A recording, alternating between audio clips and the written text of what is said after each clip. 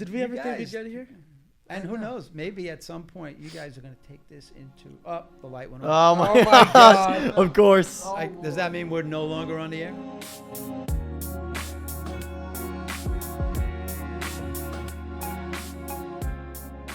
Welcome back to Ramblin. I'm your host, Peter Canali. Here with my beautiful co-host, Ryan Irving. What's going on?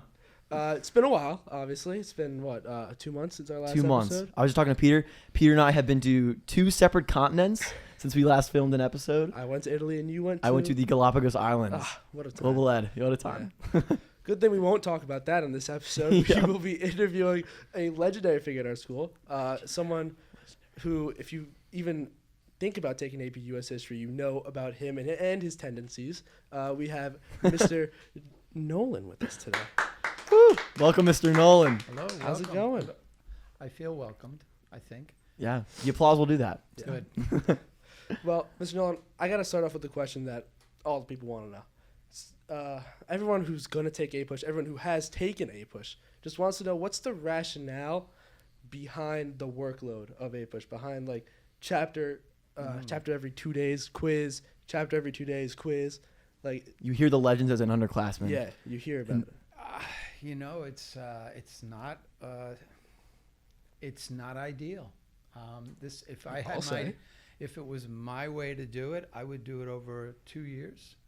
I think it's an incredible amount of work to do in a rather short period of time, especially given the amount of depth they want you to understand. So as often as I do assign things, how would it have been if I hadn't?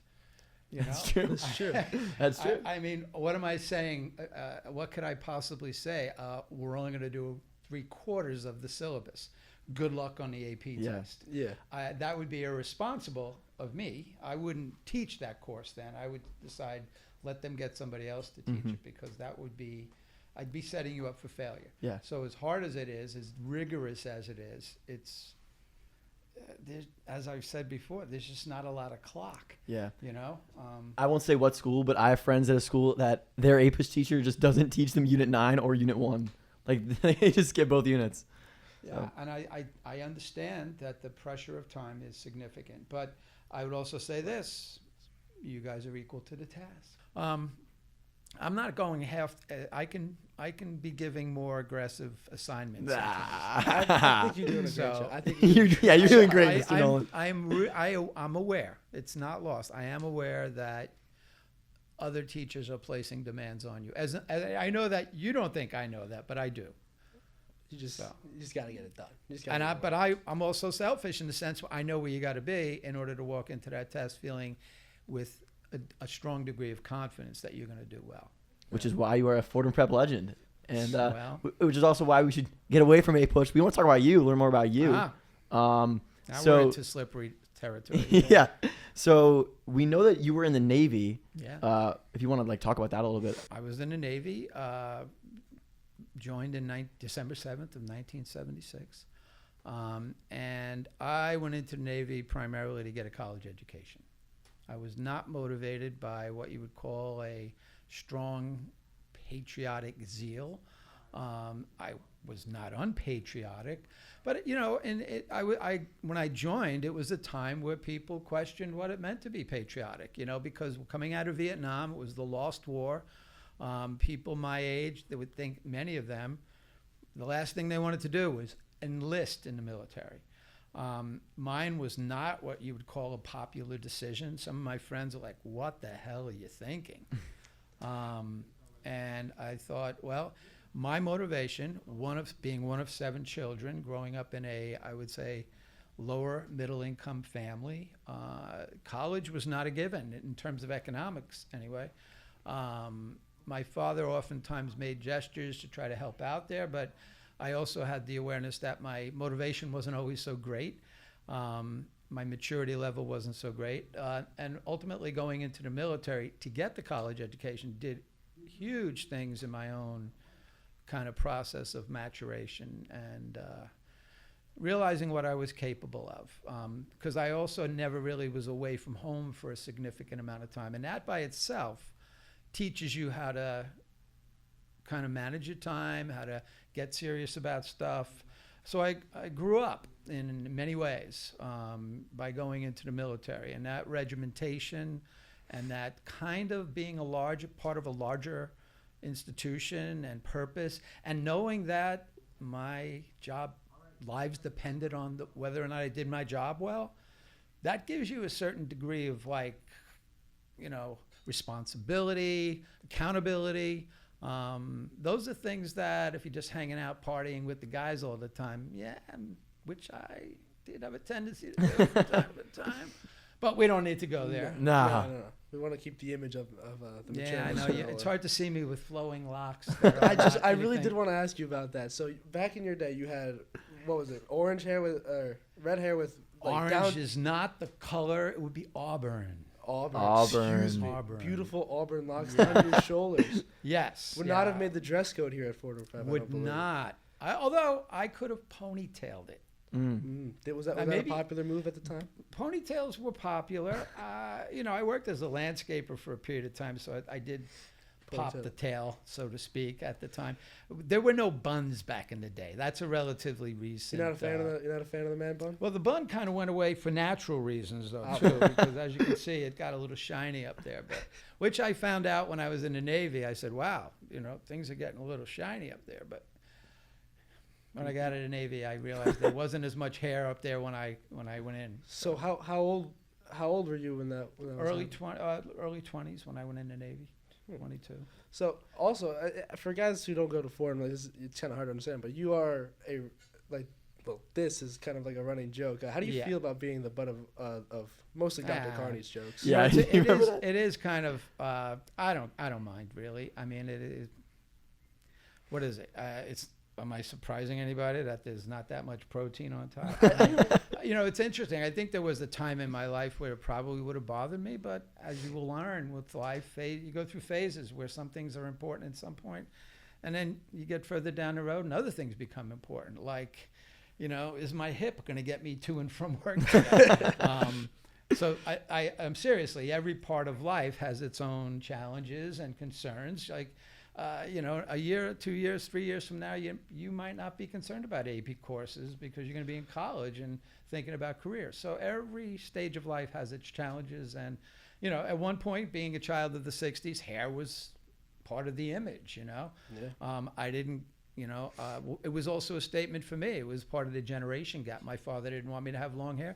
I'm growing my hair long. So that was part of my becoming an individual separate from my father, identifying with what I thought I wanted to be.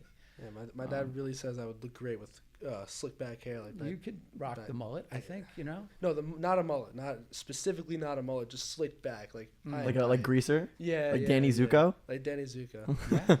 It's not part of who I am. For now. Yeah. Who knows what'll happen in the future? We go through phases. Yeah, it's kind of senior year could be your greaser phase. The phases of Pete Canale. Yeah. I've been through a couple of those. At the ripe old age of what, 17? 17, yeah.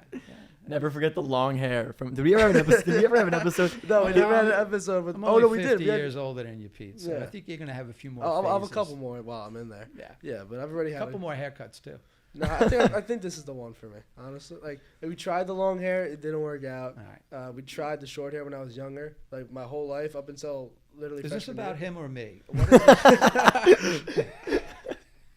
Would you come in with last day of work? Would you come in with a wig? Why? I don't know. Like a funny like a blonde Gus, wig. Gus, is this something I want to cover up? I think it looks great. I think you should, let it shine. Yeah, I'm gonna spick and span this thing. I do have an uncle. He waxes up there. Is that a lot? Is that a? That's not something I choose to do. No, really. Why? Because you get an extra shine on it. All right. I will wear a hat to keep from getting too sunburned because then I bring down satellites. It's like you don't want that. Speaking of life phases, how long have you been working here at Fordham?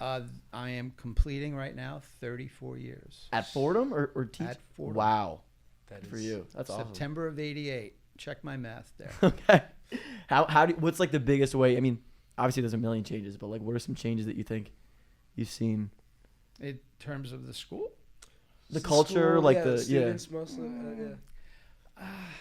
You know, and I guess people that are more, I suppose, observant than I am. I don't know that there's that much of a change. I think the prepster is the prepster. I think they come in with great expectations, and they. I don't know that there's been a drastic change. I would say there were times when there were more fights in the Commons, and there were kids heard that that. came in with greater expectations that the Commons was the place to have a fight. But that would be back in the early to mid '90s. But that kind of phased out, and so there was a time when there was let's say more animation in the Commons. I want to transition into something that I think is very interesting. Maybe this is just a me thing, but Dr. Smith, before the show, he saw that we were setting up, and he came in, and I told him that you were coming on, and he got very excited at that. And one of the things he wanted me to ask you about was the fact that you participated in something that a lot of people haven't, and that is the 30-day silent retreat of the Ignatian spiritual exercises. I did. So I just want to hear just a little bit about the logistics of that.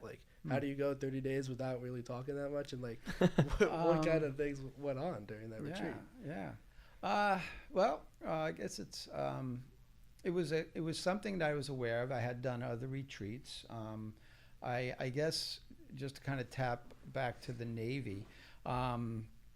When I went into the Navy, I started and began going through what I have identified as a spiritual conversion. I was the type of kid that I guess was just your Sunday go to church Catholic and stopped going to Mass at some point in my teens when my parents didn't bother me about going to Mass. And there I was flying in helicopters and doing things, and I realized that, I didn't like just putting my faith in people in the cockpit.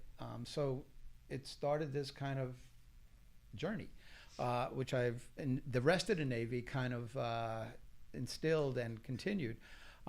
So when I got out of the Navy, I was going to retreats, and I did things, and I was becoming more active in prayer and things. So I started doing retreats, and I've heard about these Jesuit retreats, and then I got the job here in September of '88, and I realized, well, I got a career now where I have summers off. Well, not all of it, but to explore other things. So I did things like I went up to a Benedictine monastery my first year, and lived as a monk for a month. Came home from Dr. Carney's wedding.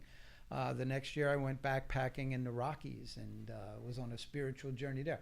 The third year, I said it was I think it was the third year, there was the convocation out in California, and it was at Santa Clara.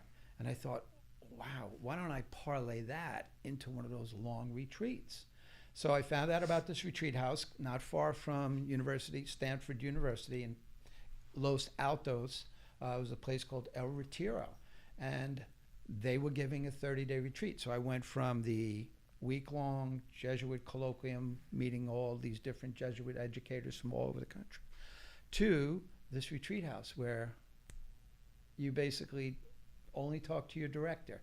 So what you do is you go there, and they call it a 30-day retreat. It was really 36 days, because there was a preface to it. You had some discussions about the retreat a day or two before. There was some dead time in the middle of the retreat. Especially, that's the way this retreat house do it. I don't know if every place does it this way, but this is the way it was for me. So there was times where you took a break in the middle, where you went out and kind of did things as a group with the other people. I think there were 2 of those, and then at the end there were a couple other days of kind of here's where we go now. So, but during the course of that, you're reading scripture and you're doing a lot of reflecting and just kind of taking it all in, and it was incredibly powerful, to the degree that it takes a while to unpack all the stuff that you get out of that. Does that answer your question? Well, it does answer my question. But that was the motivation. I had also, after the Navy, I considered at one point being a priest. and going on the 30-day retreat. That was one of the things I took away from it. You're definitely not going to become, because I was dealing, the guy that you talk, when you're on your retreat, you have these one-on-one sessions with your director. And so I walked in one day and I basically, I said, I think I'm going to be a priest. And he's like, no, you're not. I go, well, how do you know? He goes, look at you. You look like you just lost your best friend. If you thought you were going to be a priest, you'd come in here and say, I'm going to be a... And that was not my deportment, So he goes, nah, you're not. And I said, thank you. So anyway, I as you can see, I'm now a married man, dad of 2, and happily so. Yeah. Awesome. Did you always know you wanted to be a teacher? Or I guess not because of the priest, but... No, I didn't always know I wanted to be a teacher. What made me think I wanted to be a teacher was in a previous incarnation, still before I went into the after the Navy, but before I was at I worked and volunteered at a place in New York City called Covenant House. That's where I met Doc Carney's wife before I met him, and eventually met Doc Carney because we were all volunteers there down on 8th Avenue and 44th in the belly of the beast, so to speak, down in Manhattan, what's now known as the Times Square section. Let's just say there was a lot of activity going on in that neighborhood, different from what it is today. Gotcha. So when I went there, that's when I thought I thought maybe I wanted to be a priest. But then I also was working with kids your age who are homeless and runaway kids. And I thought, that is something I think I'd like to do with. But I didn't want to work in an intense environment like Covenant House. I thought, high school. So that's when I decided, go to college, get a degree, and I did. Here you Lincoln are Center. on the Ramblin' podcast. Oh. This is what it was all for. This is what I was leading up to. For this moment, all my life has come to this. I mean, and with Pete, with me, Ryan, Colin, and Gus, and the production value. How does it get any better? Look at this. What other school has this? Look at that beautiful sign. Yeah, come so far. Did we ever think we'd get here? And who knows? Maybe at some point you guys are going to take this into the light went off. Oh my God! Of course. Does that mean we're no longer on the air? Yeah. We're back. And we're back. Oh, thank you. You had a good nap. Yeah, that was a great time off air. We in our first season, actually a little bit this season, we talk a lot, I guess, about favorite movies, just stuff like that, Apocalypse Now, your favorite pop movie? culture, stuff like that. No, my Apocalypse Now. Field of Dreams. Really? It's the only movie I ever went to twice while it was still in the movie theaters. That just resonated with me.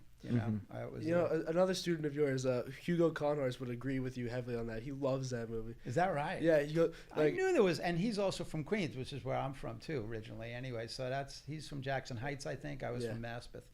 He always talks about that's real baseball, Peter. Not this bat flipping, fun having generation. I'm like you sounding like how you Sandlot is the best baseball movie or sports movie. That's just not true. That's a good one too. But that's not I don't the know. best sport. That's just not Sandlot, true. bro. Sandlot is a classic. So funny. It's good, but it's not the best one. I would say 42 is the best sports movie.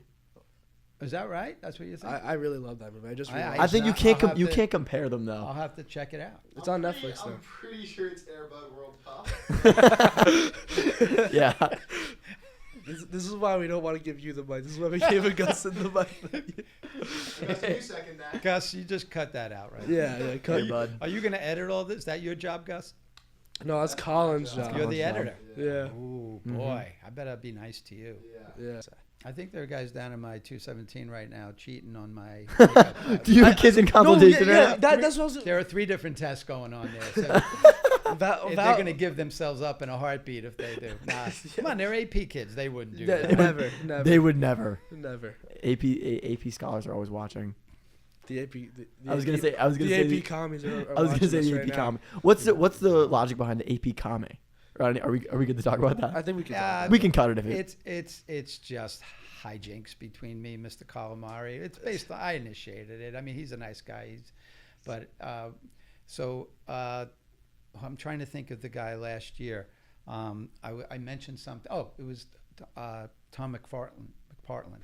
You know who he is? Tom McFarlane. McFarlane, that's it. Yeah. So I had come in and I had talked about, Mr. Calamari is a communist. And he's like, and he was very quiet. So next thing you know, he had made, like with the Roosevelt, Teddy Roosevelt, Washington, Mount Rushmore. So now he made a new one. It's Karl Marx, Stalin, Calamari.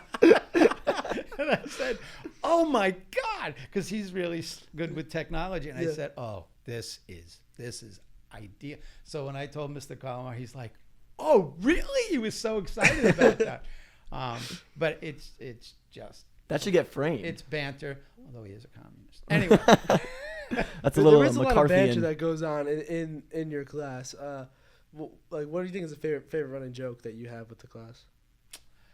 I guess you guys would probably be better at answering that question. I mean, I different classes have different kind of personalities. So what Albanian goes in one Woodstock. class may not go with another. Yeah. Oh, that was That was a good one. Ergie saying we didn't have Woodstock in Albania. I'm like, oh my God, that's like When was Classic Woodstock? The When? 70s? 69. 69. Okay. You did a great job in this course. I I can don't know. tell. Really? We never talked about when it was, guess where it was. There goes a prediction of a 5 right Yeah. there. Okay. Woodstock was Unit 9. There Yeah. it goes at 5. No discussion of context. No discussing the content of the exam. We're not talking about the exam. We're talking about the time periods that the exam was based on. No. We're not talking about exactly the AP You exam. guys of aren't going to have the 2022. AP board coming after me, not from. That would be is this gonna hilarious. be open to the general public. No. Wait, speaking of Woodstock, you're in the Bluegrass Club, right? I do. That's what we wanted to ask. I do participate in So yeah, Mr. Homer's bluegrass. our group. question is, who's Although there were, see, this is something that you guys, I think this would be something to think about. We used to have these concerts in school. It was called, what were they? Zen for Mothers was Mr. Homer's group. My group was the Red-Eared Sliders. It was myself. No idea You what- guys might have heard Mr. Sullivan mention it. The old theater guy was Mr. Otis. Mm-hmm. Anyway, we had foursomes and groups that would have for these, coffee houses. It started, I think, as a fundraiser for a lot of Appalachias, and it was like student talent. We would do it in a Hall of Honor underneath the kind of the overhead there, and that would be the stage, and people would come on Friday nights. They'd do one in the spring, one in the fall. What? And it was student talent. Faculty came in with some, and we'd do 3 or 4 songs, and next, and it was wonderful. we'll get our president But on that would be something for you guys to possibly rejuvenate. But anyway, that was the beginning. Homer always loved the guitar. Doc Carney loves the singing. He plays a little guitar too. His wife Dana has a great voice. So they were with Mr. Homer, and at different points, I think, if I'm not mistaken, I think Dr. Petriella might have played a little bass for them. Okay. Dr. Petriella? Check me on that, but I believe that's accurate. I do Now have- this is going back into like the mid to late '90s, early aughts, so to speak, where it was a kind of and then not the Curtin that you know now, but a former alum who's now gone over to Eastchester district. Anyway, he used to be. He would be in it. He ran them for a while. So unfortunately, nobody's taken the helm, and started to initiate that. But that, I can see this group having get that back. some. I do have to ask you though, Mr. Nolan, who's a better harmonica player, you or Mr. McNamara? Ooh. I can't answer that. I would suspect McNamara. To be Really? honest, yes. Yeah. Because I heard him once in the Hall of Honor, just messing around, and I double taked. It was just like, dude. What goes into No, making he's a good really good. harmonica player? This is something I just literally picked up when I was in the Navy. I was at the ship. I was down at the store. I saw a harmonica. It was from this. It was a Hohner harmonica. When I was growing up in Hicksville, there was a place there called Hohner. I said, that reminds. I picked it up, brought it back to the barracks, and I was walking around on the flight deck because I was on watch, and I just started playing with it. And I was starting to play Greensleeves, and it was foggy. San Diego was across the way, And an officer came out and said, "That's really nice." And I said, he goes, "It's also really illegal. You're not supposed to be doing that when you're a wagon." You know? So I said, "Didn't know that." So anyway, I put it away, but I had an ear, and I just kind of picked it up and started, like some of you who I hear have a gift for a talent. That No, I don't know. Like we said, He's got eight I have a different gift. musical talents. I know Nine, are you working? What's going to be your 10th? The triangle? Or We'll something? see. Or- Yeah, the triangle would be a pretty solid 10. I'm not gonna lie. But anyway, I picked up the harmonica, and so I'm a hack at harmonica. I mean, I can make it sound like I know what I'm doing, but that's pretty much all I got. If I go on YouTube and I can listen and I'll learn a song. I usually do that when we've done it for the Christmas gigs. But other than that, it's for my own entertainment. Homer and I will sometimes, he'll play the blues and I'll just kind of, that I can do. But it's all by ear. And whereas McNamara, he seems like he's practiced, where I do not have the technique that he would have. Really, John? Mr. McNamara actually is. When we were on the bus in the Galapagos, our radio broke down, and he just like had a harmonica on him. He's good, right? Yeah, he played like the entire Beatles discography on the bus. It was insane, and some like Springsteen Yeah, too. so I cannot even hold. No, mine is all basically by ear, know. And if that doesn't work, I got nothing. So yeah, I don't think it's a contest. Although he's not getting up on the stage at Christmas time. So maybe that would be. Uh-oh. Maybe we got to get him up on the stage. Yeah. Mr. McNamara, he's calling you That is out. a challenge. You know you're watching. Harmonica battle at next year's Christmas assembly. Oh, I don't think it's going to be a fight. I'm going to be slain. Harmonica battle. Well, I'd like to thank you all for watching. I'm so happy that we got this done. It's been so long. Thank you, Mr. Nolan, for coming on. Yeah, this is. It was fun. I think it was fun. I got to run to practice now. Enjoy your summer. Thank you, Mr. Nolan. Thank you, Mr. Nolan. Very nice. Okay. All right. Cool. All right, we're good. Thank you, Mr. Nolan.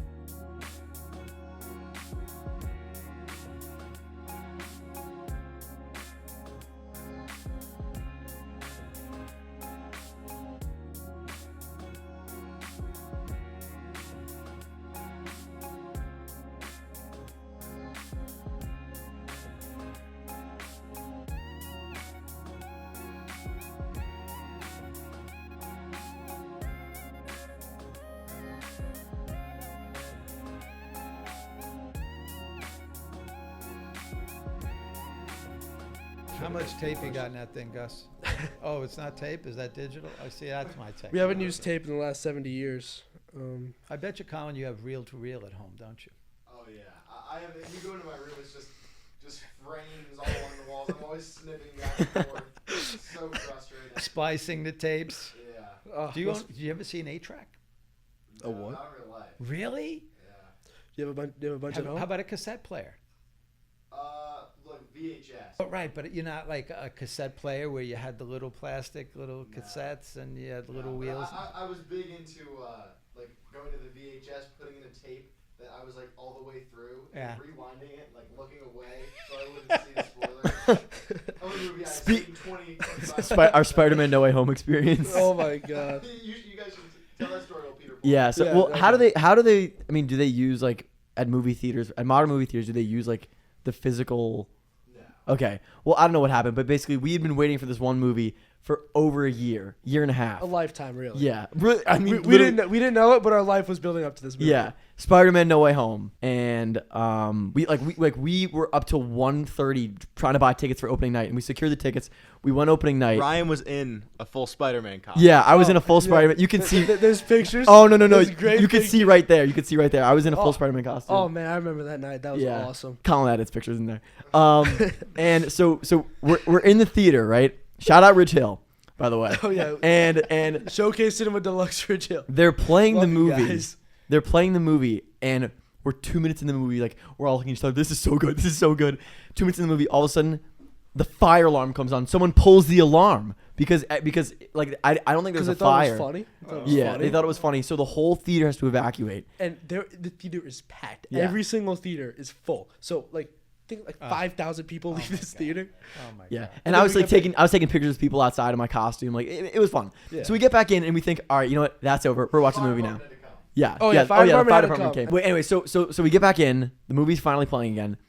We're in the climax of the movie. Like, do we need to go into the plot? It doesn't no, matter.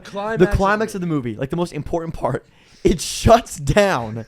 It shuts down. They rewind, but instead of rewinding, they accidentally go to future scenes. So we're seeing like the spoilers of the movie that we've been waiting for, and then yeah. They were playing. Oh my god. They were playing trailers.